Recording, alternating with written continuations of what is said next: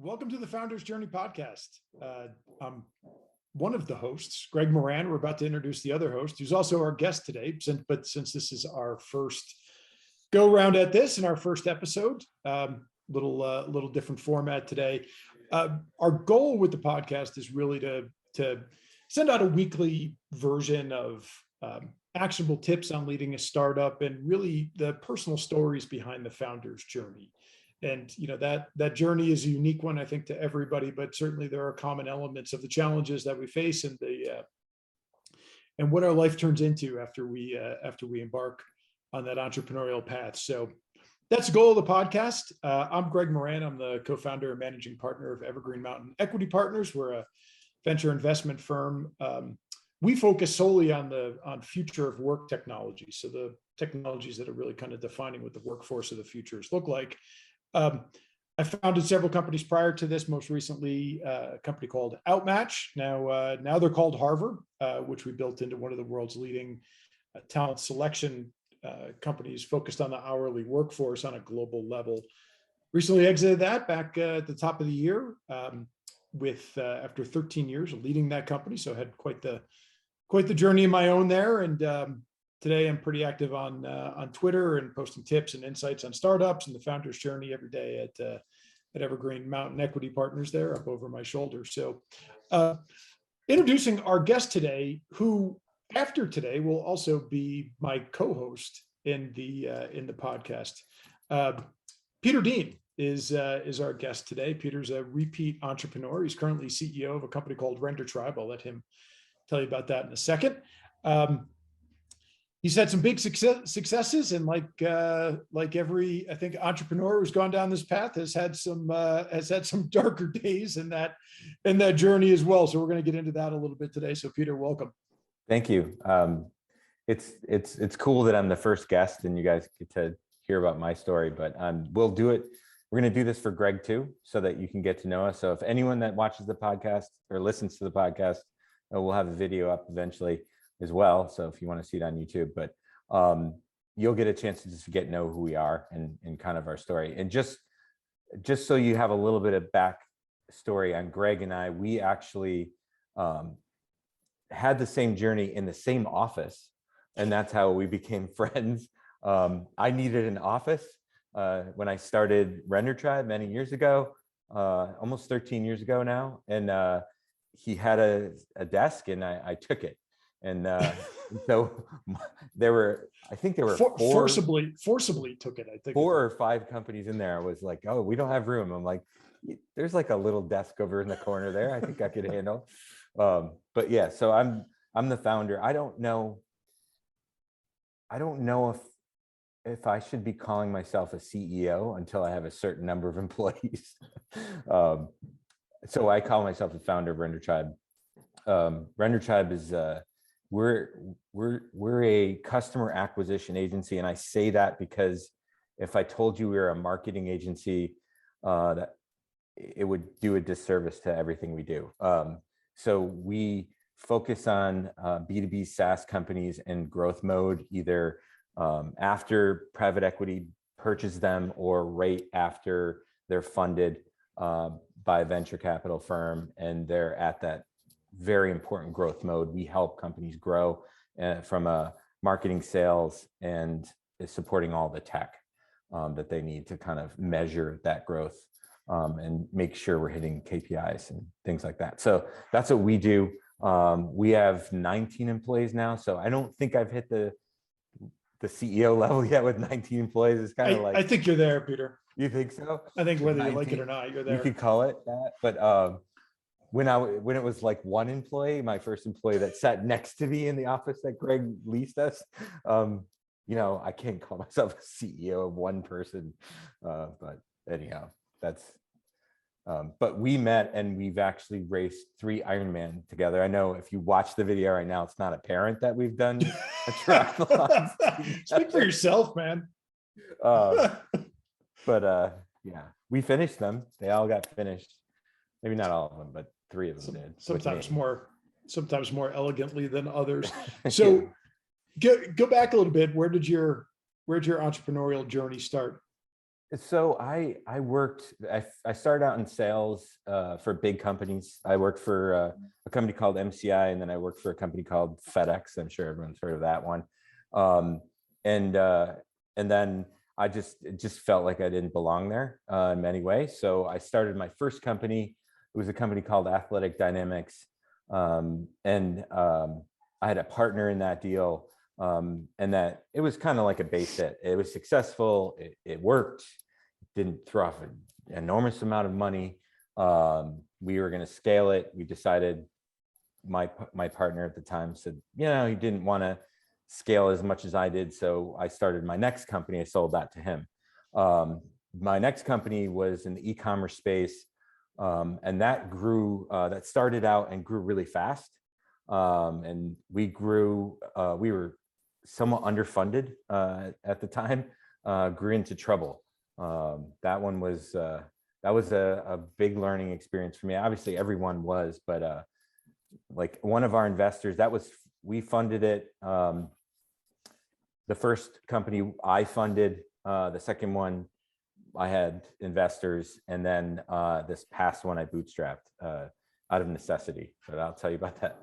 So go back to your last one, Upside Over, because that one's a crazy story. This was what, about 2008? 5, I think, at launch. I forget. It's so long ago now. So 8 is when we got into trouble. So well, before we get into trouble, what did the business do? So we were outdoor gear for kids. So obviously we talked about triathlon. I've hiker, biking, all kinds of outdoor stuff. And I was a huge REI customer, and I lived in the West Coast. We lived in the Bay Area. And once we had kids, I went to REI, and I would always talk to the people and be like, hey, what should we get? What are you doing? And they were like, we were connected. And then when I walked in, I'm like, hey, what do we do for a jog stroller for doing this in the hills of San Francisco where we used to run? And they're just like, I don't know. There was they didn't have an answer for me. Because you were looking for really specialty gear. I mean, you weren't looking for go to, your local department store and buy the Huffy bike or we hiked in the Sierras, and we wanted to keep doing that with our kids. So, and then we're running on trails with roots and rocks and stuff on them. And so we wanted this stroller with shocks on it, right? It's not the least expensive option, but the most functional option for what we were doing. So I came up with the idea. I started the other company first because I was kind of scared of this idea. It's my first entrepreneurial foray was a little softer, easier kind of, and it basically turned out that way. Because the first business was more like a consulting. I mean, it wasn't services. Technically consulting, but it was services and stuff like that. Right? We outsource strength coaches and athletic trainers to schools and universities. And my partner was a strength coach and a physical therapist, and he was that piece of it. And I ran the business side, and we scaled. Right. So that piece of the job, I mean, this was that previous business, the Athletic Dynamics, was an easier one to start. Not a lot of capital, not a lot of, you don't have to go out and get a bunch of investors. You're doing what you do already. But then you go into Upside Over, and Upside Over is an e-commerce business. Yeah. And it was a little scary. It was much scarier. So it's interesting because every business I started right when a child was born, and people are like, you just have another baby, you started another company. Right, just to clarify, one of your children, not just any child was born. Right? So one of my kids, for each one basically was at the beginning of it. And my wife's probably like, what in God's name, we just did this, now you're going to do it. What are you doing now? Or what are we doing now? Because it's not me, it's we, because they, unfortunately for them, have to go on this. We could have a whole podcast with our wives on here talking about what that's like. Bad idea. I don't know if that's a good idea or not. That was a horrible idea. But it is, I mean, I think it's a really important point, right? Because when you start to embark on this path, it's not just you, right? And maybe you're not married, maybe you've got a significant other, maybe it's your parents or your siblings, or you're not alone. When you go down this road, that support becomes a really it's critical super, part of starting. yeah, it's super important. And I'll talk about it in what I'm sure you want to talk about the end of Upside Over, and how that is. But yeah, so Upside Over was really focused on, it was a passion business. I was really into what we were doing and why we're doing it. We built a mission. One of my investors, good friend of mine, got together in a Marriott, and we were in there just coming up with what is this business and what's the mantra and where is this going to go.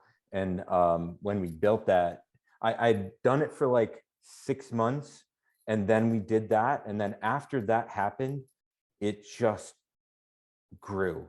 Like, it was so clear. Clarify, when you say after that happened, after what happened? After that, So we came up with a mantra, and we said, okay, what is the mission?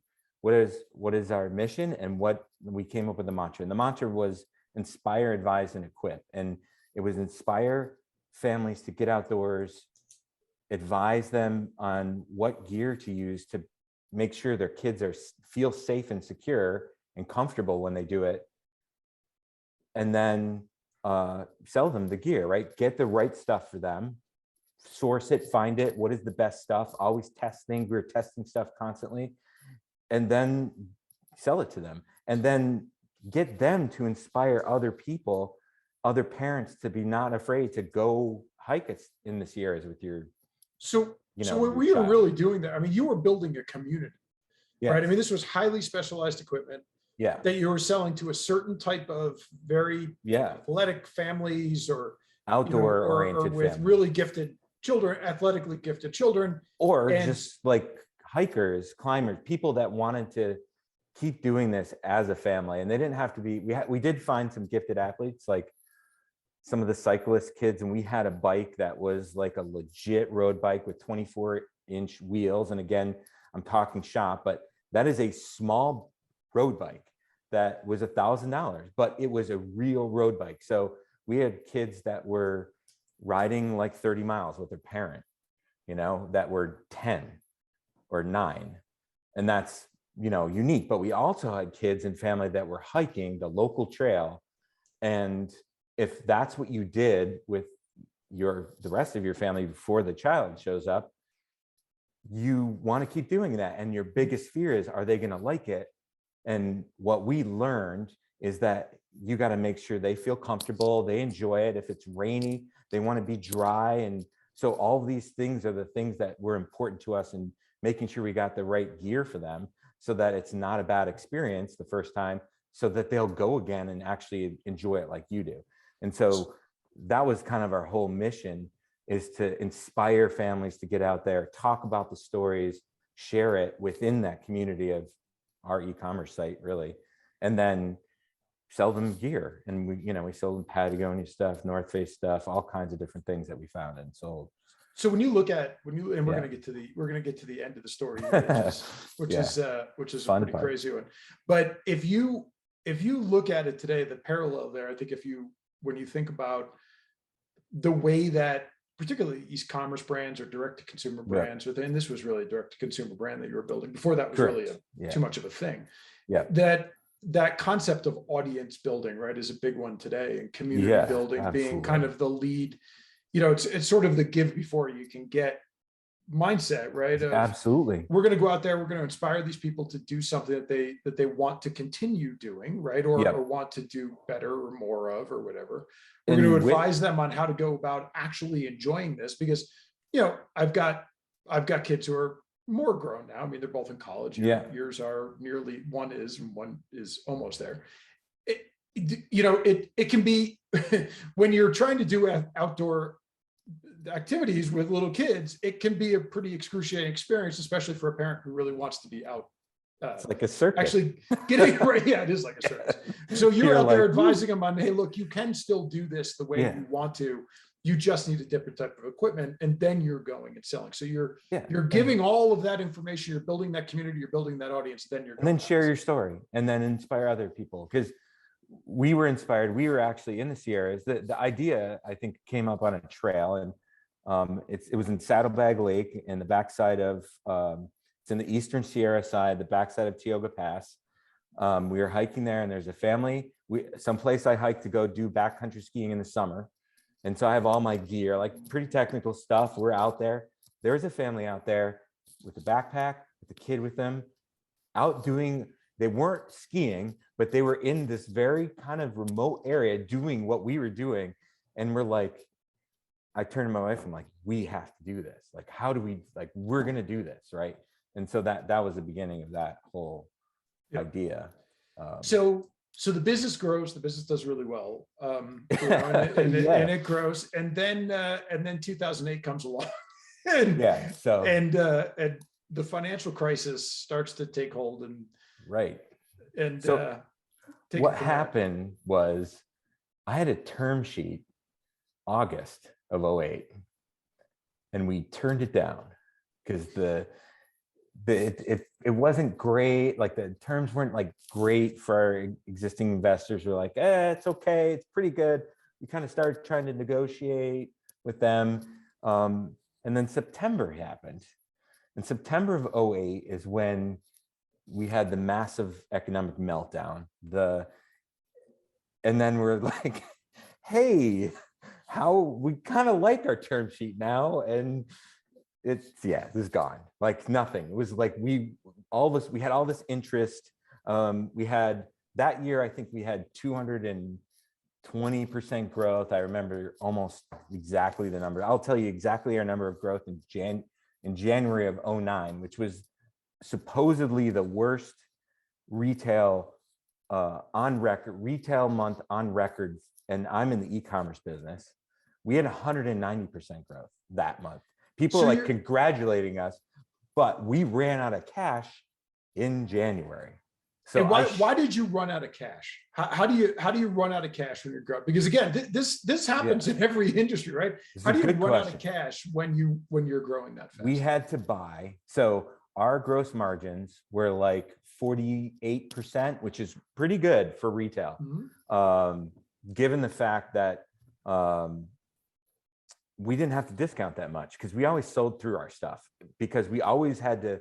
I remember the chairman, my board member, was like, listen, I know it's uncomfortable, but we have to buy twice or three times what we normally buy every season. And so took a lot of capital to fuel, right? So with the gross margin we have, we need cash to grow because we're buying inventory. We controlled our supply chain. That was a super important thing. We understood delivery. People, like our gear consultants, would write hand notes, and because they talk to these people about what they're doing, they'd write a note and drop it in the box, or send it over to the warehouse, and someone would put it in the box and it would go out like that same day. And so those are the things we were doing to kind of build that community. And that was like kind of what at the time Zappos was doing, stuff like that too, which is pretty cool. And so the bar was like really low. It's still pretty low. We were like way above it. So people loved us. Our return order rate was super high. I forget that number. It was just like, once we got a customer, they just kept coming until their kids outgrew it. We knew there was like a cycle. Right. But anyhow, so the cash drew like it. I shut off all marketing, and we still grew because we had this organic following, and we had done a lot of things that I learned there doing. We call guerrilla marketing, where we were just infiltrating these groups of people and getting access to them, like communities of outdoor people. There were these blogs were starting to become a thing at the time, and there were these communities built, and we'd help send them discounts, stuff like that, just get part of the community. So we're getting all this business from there. We kept growing. My terms got cut. Everyone freaked out. So I used to have 90-day net 90, 10% discount net 90, and I had to pay within 90 to get to 10%. I could turn my inventory in that period of time, a certain amount, pay cash, then the rest is all, it was a pretty good business at the time that got really cut back our ability to buy inventory, turn it. So the 90-day inventory cycle was basically your financing, right? So you're self-financing because you had that 90-day, you had those 90-day terms. 2008 hits, banks lock up, they We pull got lines of we got credit. 30-day terms, we got 15-day terms, we Right. had So suddenly prepay all your, orders. right. So your I'm suppliers like, pull back on their terms and you can no longer use the financing that correct. you were using. And now you've got to go to bank financing, Uh, who isn't lending, right? bank and financing, we're in that the largest, we don't we're want in to the largest, want to get into that. financial crisis since the depression, right? They were approving, they approved a lot of loans, and I forget the economic support that they called it. It was just ridiculous. They would approve a loan and they would require us to put up some, like they're like, hey, can you put up a bond for $250,000 and we'll give you the loan? I'm like, well, if I had the $250,000, I wouldn't be I asking need the you for the loan, money. right? Like, I don't Right. know how this works. And I went to some retail forum. It was like a big one for whatever reason. I don't know why I was invited. I got invited. I'm sitting next to the CEO of Kohl's is on one side of me, and the CEO of Guitar Center is on the other side of me. And here's me. They're like, what do you, I've never heard of that. I'm like, no shit, you have it. Like, we're so small. Like, we're like a $2 million business or whatever. I'm the guy we were. about to run out of cash. And they were laughing, talking to each other. And I'm like, because they're like, that's exactly what happened to them. They're like, Right. the bank said, do you have 2.5 million and we'll give you the line of credit? And he's like, and I started laughing. These two guys were talking about it, and they're, what are you laughing at? He's like, they did it to me, but mine was like 200K. Like, they're like, so it happened everywhere. So this exogenous event hits, right? Yeah. And and things like that, like you look at, sort of where the world has been in the past couple of years. And we're talking about a 2008 timeframe, but this scenario is very real to a lot of people listening to the podcast who just went through COVID. We're looking at a war breaking out in Europe and all kinds of different things, right? So what do you tell a founder today going through that experience? How do you manage for that exogenous event? You can't control. I mean, well, what do you think you can do? Because I mean, there are certain things that are in your, you certainly can't stop COVID from, I'm much more, stop a pandemic I'm much more fiscally conservative than I was, right? In my business now, after I went through that, like sweat and payroll is like the worst thing you can do. And if you're a founder, because you did go through it again. You went through it again with the pandemic. Or, yeah, not nearly to that extent. No, we were really, it was like it was about a year of like a detraction. And then we had to kind of go through all that. But I was fortunate to be in a space that after we went through it, everyone's like, well, I do software, and that doesn't stop. In fact, the adoption rate is much higher now for technology. And so like, I am so lucky to be in the space I am right now, because what happened to me and what's happened to other companies, what happened to me in 08, 09 time, was like, we were bankrupt. We went from this high flying company to, we can't get capital. Everyone's looking at each other like, what the heck's going on? I'm like, they're like, why aren't you guys selling more? Because I don't have inventory. You got to sell it to me, but I can't prepay it. So I can't like sell it what I don't have, and so this kind of ridiculous conversation happens between you and your vendors, and that everyone just freaked out. And now that happened to me in COVID, but it came back a lot faster for me. Right. And I also because you weren't on the hook for all the I keep what I call an Alamo, which is, because I went through that before, of like 2 to 3 months payroll. Right. So that's where I was going with this, right? So if you were to talk to a founder today, because these things can happen. These things have happened a lot more since 2008, right? We've had a number of different things that can sort of be that external macro event that you have absolutely no control of, but suddenly a fast growing company comes to a grinding halt, right? But the answer, I think, is keep cash, right? Yeah. So I have hoard cash, right? Yeah. Keep cash flow. I mean, when they said cash is king, I learned about a negative cash down cycle.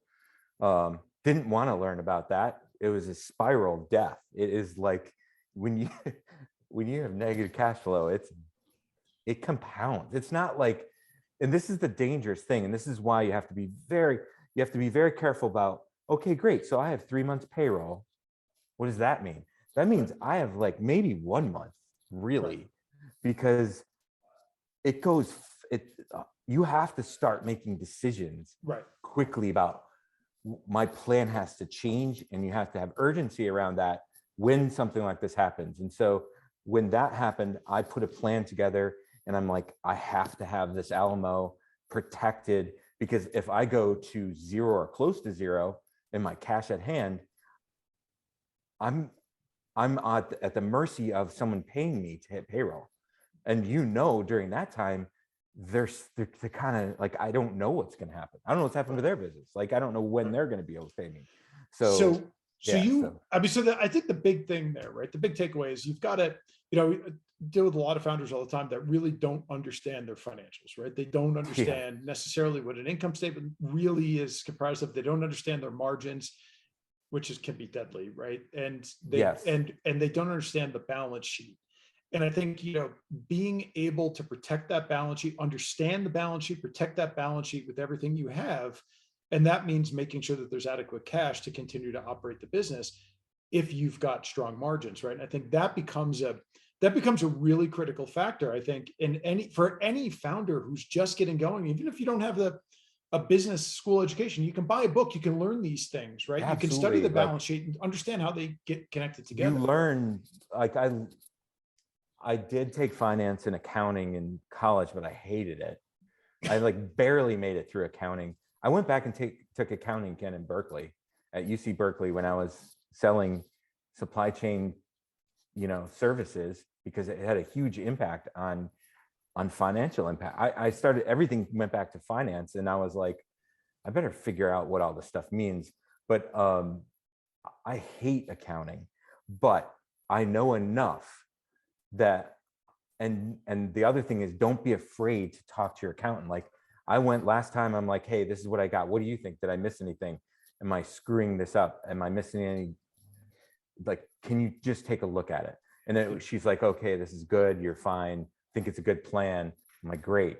I'm not embarrassed. She's going to know at the end of the year what happened. Like, we lost, customers right away, and I have to deal with that. I have to deal with people and lay some people off. And we, thank God, we hired them back.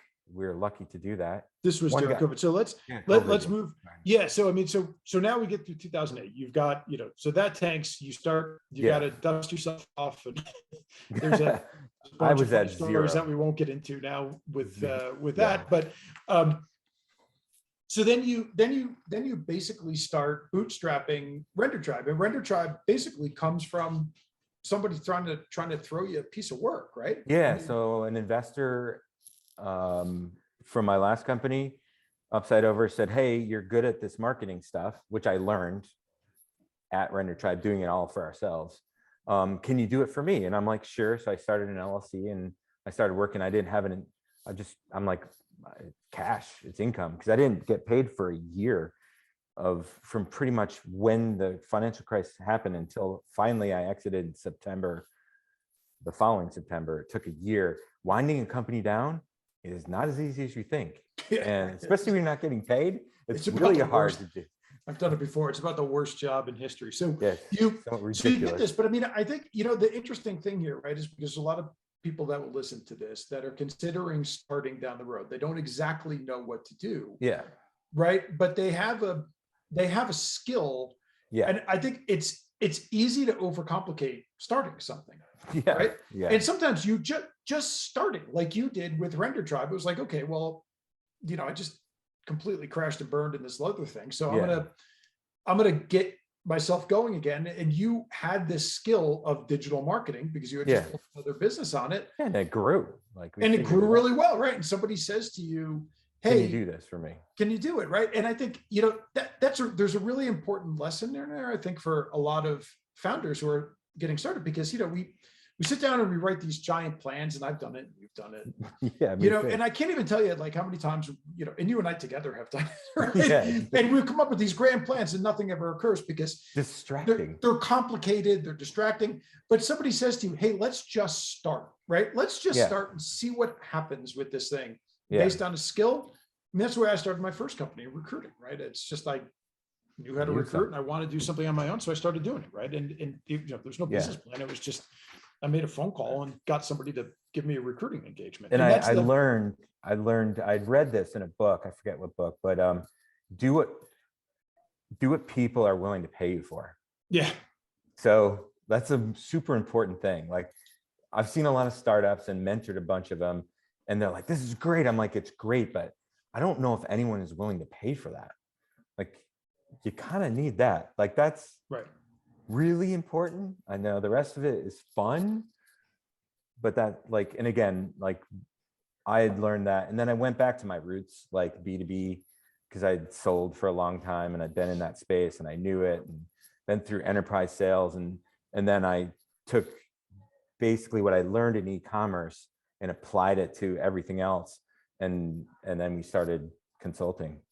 And Render Tribe has been a 13-year overnight success, pretty much in parallel with mine. Yes. So, you know, you look back on it today, Render Tribe is in a great place. It's, you know, I'll do the bragging for you. I know you're not going to do this, but I mean, Render Tribe in the digital marketing space for startups and in that, I mean, sort of, you know, not flat-footed startups, but companies who have some funding and are really starting their acceleration. You guys are the go-to firm for some of the largest private equity firms in the country. We have some good partners. Yeah. We're lucky to do that. Yeah. Right. Bring you in and set you up and drive the digital marketing. And I think that's, you know, so I mean, if Peter's not going to say this, but I mean, that is what Render Tribe is, right? I mean, it's marketing and sales and the measurement and all of that goes with it. So it's like, it's like full go-to-market strategy and oversight, should we say. We don't actually sell for people, but we help make sure everything's aligned to get the metrics we need in SaaS to drive outcomes.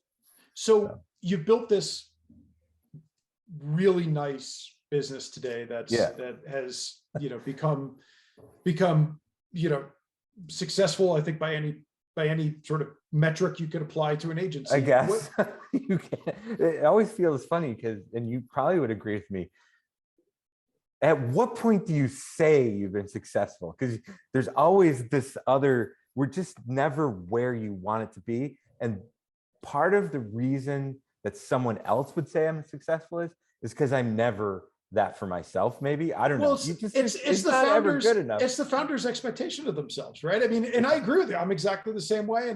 And I don't know many founders. I kind of laugh when people are like, you're so successful. I'm like, you actually really don't know what's going on. Well, take it and say thank you, right? Is really all you can do. But you know, the expectations that founders apply to themselves, it's never enough, right? It's you know, there's always a new level that we can get to. So we always feel like, you know, there's always that sense of like this almost feeling like I'm failing because I'm not the largest, I'm not the most profitable, I'm not the whatever the standard that somebody else. There's something else that you need to accomplish that you haven't done yet. And I think one of the things I learned, and this is really good for founders, and I remember back, I felt like I was trying to get a finish line in my first company. You're trying to find the finish line, right? And then as I started doing this more, I realized you have to fall in love with the process of doing it. And because I was such a basket case at home with my wife, feeling like, how are we ever gonna, and you know, like, I'm not here, I need to be here, and I'm not happy because I'm not here. Well, I just admitted that I'm never happy when I'm here, really. I mean, I am now more because I enjoy going through the process and being on the journey. And that to me is where I get I'm happy about. And if you're just so focused on getting to the end, which you got to an end, which is awesome, but did it feel like an end? I remember talking to you, it kind of didn't for a long time. And you have to then come up with what is my end for yourself. And that is a hard thing to do. Because a founder is not, say I'm out, you know, like, how am I going to be totally out? Because a founder is not necessarily tied to that one business, right? A founder, you know, being a founder for many of us is a career. It's the path that we've chosen to live our lives, right? It's a lifestyle. It's not necessarily a lifestyle. a business. And I think, you know, I couldn't agree with you more. I think when you look at a lot of startups and people who go into a startup because, a VC recommended that this is Yeah. a good idea, or they read a book, or they, Right. but there's not that inherent passion. It is really hard to carry So hard. yourself through the complete crap that you're going to have to drag Yeah. yourself through. Right. And that's, Yeah. but if you have that love of what you're doing and, you really, It you gets you up in the morning. it does. That's the energy to get through the dark days, because Yeah. there's always a dark day around the corner in this business, Yeah. right? In any business. And so it's funny because when I think back, the highs in the beginning, you think, I've made it. I'm like, this is, but wait a minute. Then it goes like this. And then you're like, well, I never knew that it was going to be like this, because after this came this. And then you're like, they said it was going to be bad. This sucks. Like sweat and payroll for 2 people, sweat and payroll for like 100 people. Like, whoa, like that's like different stress. And you're like, holy crap, or whatever the situation is. I'm just making that up, but not making up sweat and payroll, because that's probably the worst feeling you could ever have. But it's definitely up there. And then laying off good employees, that's the other worst feeling you could ever have.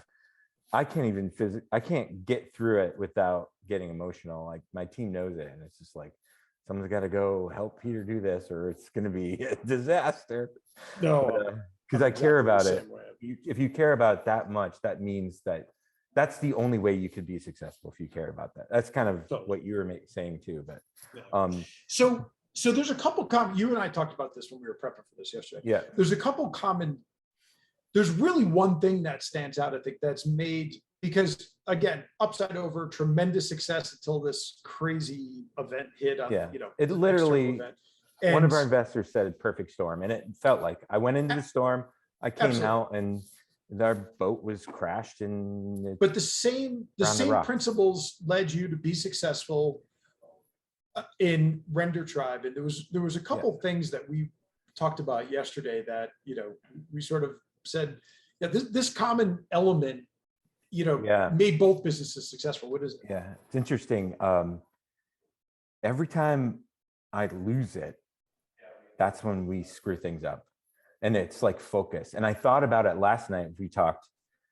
I did Upside Over, and it was starting to get really successful. And we knew exactly what we did well. But all of a sudden, we got all these orders from kids that were going to camps, right? And I was like, whoa, the camp business, we could do camp business. And we started getting I hired someone, we're reaching out to camps, saying we could help supply all your campers with good stuff. And it was just a total misfocus. And it wasn't in your ICP. It just wrecks my whole thing, right. Not part of my ideal customer profile. Same thing in Render Tribe, like localized. We have one customer that's a friend. It's like, can you help me? And it was like, and they're not with us anymore, but like huge scale retail business trying to do localized SEO. We don't do localized SEO in SaaS because it's global, right? Our customers are global. There's no reason to do localized SEO. We did a really good job. Like, it worked, it killed it. And we're like, hey, what if we did this and did this? And we're like, it just totally distracted and slowed our growth, and it kind of makes a mess. And you mess up your own world. Again, common denominator. Not focused. You broke away from your ICP again. Exactly. Right? And but so you're telling the downside of these things, right? But when I look at this from the outside, what you guys have done extraordinarily well. I mean, you're talking about those exceptions that you made. That was the loss of focus, but the focus. Right. So a key point. So Greg knows I didn't have an intention of starting a consulting firm. And there were years that I would talk to Greg about, hey, I don't know, what am I doing? Like, I'm just doing this because I was totally broke, and then it's making money. And my family was very happy that finally I'm making money again. And then it's kind of like making money, but not a lot. It's kind of like slowly growing. And then, not until I said, all right, I'm either going to do this thing or I'm not going to do it. And then when I said I'm going to do it, we kind of weren't very focused, and it kind of fumbled around. And then all of a sudden when we said, and a friend of mine, a common friend who hopefully will be a guest someday, said, when I started this, you should just do this for SaaS software companies. This is what you need to do. You have the skills, you have the experience. This is what you need to do. And then when I finally did that, boom, it just grew. Well, and then I'll add a step to that, Peter, because I know the story, right? Yeah. You started growing when that decision was made to say, okay, I'm only going to focus on SaaS software companies. But then there was another iteration that even got you more dialed in, right? Like, Yeah. which was, you were great. dealing with a lot of, with a lot of early stage SaaS software companies that maybe couldn't afford to do what you're doing. So then you said, okay, you know what? I'm still going to only deal with B2B SaaS, but now I'm going to only deal with B2B SaaS companies that are funded, that can afford to make the investment that we need to make. They need to be at a place, right? You just kept tightening that. You kept tightening that grip on the ICP, right? Yeah. And narrowing the field, not opening the field to everybody, narrowing the field. We narrowed even more. In fact, the last couple of years, we narrowed it even more to the point where it's like only companies with less than 4 marketing employees that are B2B SaaS. And a new one I'm going to add, I haven't added it yet, but we're going to, with an ARR, MRR more than 20K. Because when you're under 20K, it's transactional and it's like, it's SMB really. I mean, for the most part, and it's a totally different animal than what we are really skilled at, Because we failed for those. So yeah, no. So this is a great point, right? Because I think for a lot of founders, this is a huge takeaway, right? I think for a lot of founders, that addition by subtraction is a hard thing, right? Because so many founders that go into the closet, right? And a few things you said today as we kind of start to wrap this up, a lot of founders will do this the exact opposite way that you've talked about it, right? They'll go into a closet, they'll start to build what they believe is the MVP of this product with not a whole lot of outside interference, to your point of like, do what people will pay for. They have no idea if they're going to pay for it. Then they come out and they try to sell it to the world. Right. To the world. And I think that, right. And the approach you're taking here and you're talking about is a couple big takeaways, right? One is do what people are paying, like figure out what it is that somebody will actually pay you for, then go do that thing. Right. Being number one. And then really number two, figuring out what is that small group that will pay you for this thing, right? Not the world, that narrow group who really believes in what you're doing and really has a need. And that also goes back to audience building again, right? Absolutely. It's going out there and knowing your audience. So in Upside Over, you knew your audience. Right. I was one of them. You're one of them, right? I was one of them. And in Render Tribe, that narrowing the focus, right? That's so when you could things really went accelerate. Like, it's amazing how much more opportunity we have from focusing on a smaller group of potential target customers that we have. And let me tell you how, and this is the fear, right? You're like, well, how does this work? And like, how can our sales work? Our sales actually work better because we used to we use Crunchbase as a data source. We pull Crunchbase, all the funding companies are there. Everyone tells Crunchbase finds out, boom, they just got $20 million and they're scaling. Great. We used to go after everyone that was B2B SaaS. Now our target audience is much smaller, but our conversion metrics are blowing away our averages. Like our conversion on outbound went from like 1% to like 5%. But if we have the dialed group and we get more results from that little group than I ever got trying to have that little group within the big group, we weren't getting as much closed deals because we're chasing all this stuff. Right. Just wasting time. Going anywhere. Right. Just wasting time trying to get it. When the metric is, hey, I want to get somebody on the phone and I'm going to have a discovery call. You're going to get exactly what you asked for. You get a whole bunch of discovery calls that people don't buy from you. That's right. They're like, great. Yeah. But we already do that. We have a team. We don't need you. Right.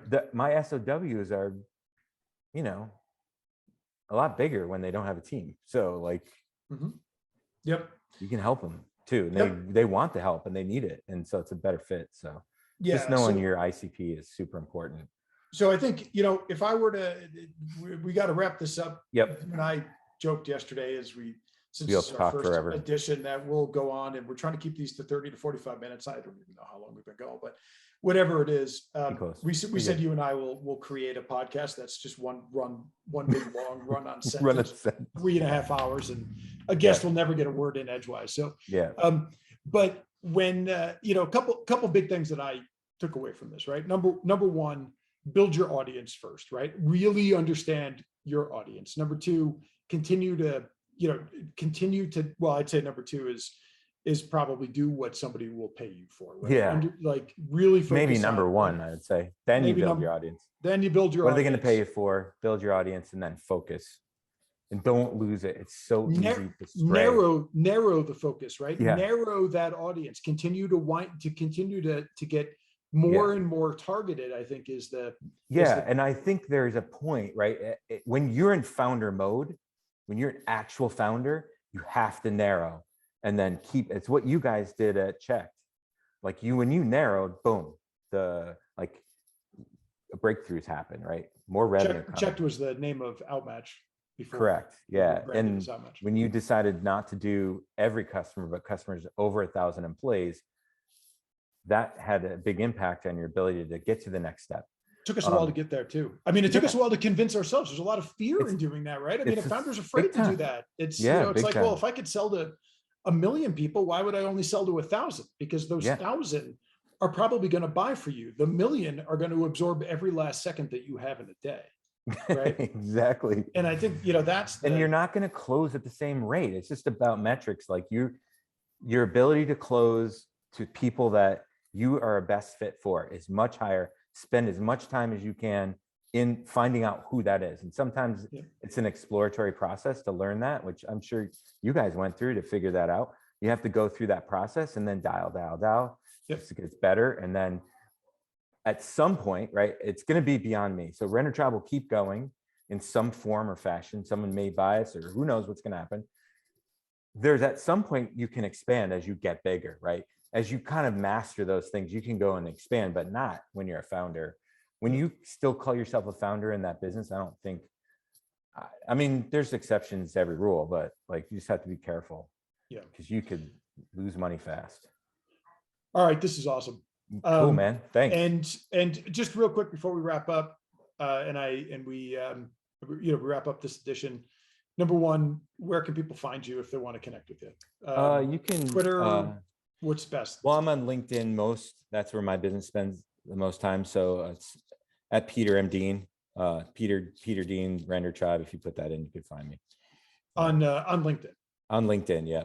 Okay. Peter M. Dean at Twitter. I'm there, but not there as often. Super busy. We're trying to do something about that. I know. I'm super busy. Our customers tend to live. So Peter M. Dean or Peter Dean at Peter M. Dean and Twitter, and then I believe it's Peter M. Dean in LinkedIn. But if you look me up, Render Tribe. Just Render Tribe, Peter Dean, and rendertribe.com. Is rendertribe.com. Absolutely. Right. Thanks. This is great.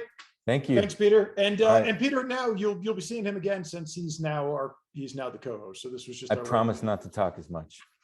All right, we'll talk to you. I've known Peter for 20 years. This promise not going to be kept. So yeah.